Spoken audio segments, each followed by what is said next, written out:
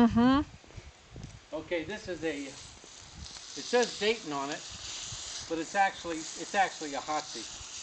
I've used Hotsy for years now. It's an older unit, but it does work good. Here's the pump. See, you look down the thing there. Look down there. Okay? There's the heat. It's 500 psi. As you can see, the unit works. We're building up heat here in a minute.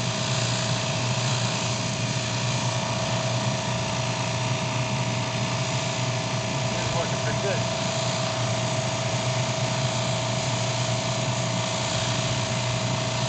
All right, it's starting to get hot.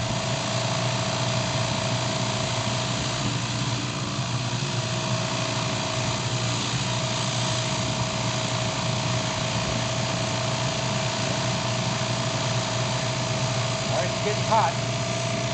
Unlike these cold water units, this doesn't take a lot of pressure to run it. And it's the heat does all the work. Now this runs on diesel or kerosene. I've got diesel in it now. I'm about ready to change it. I'm going to put some kerosene in it, because kerosene does burn a little smoother, or a little cleaner. Also, you should, on all these units, put antifreeze in for the winter.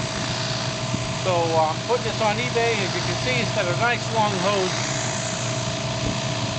The unit's in great shape. If you want to clean engines, which I used it for, or even clean your house, it'll work good. I can turn it on.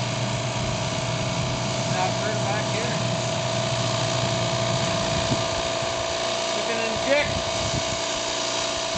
soap. Drop in the bucket and drop it here for as much soap as you want. And I like to let it cool down before I turn it off. So I'm going to let it cool down here.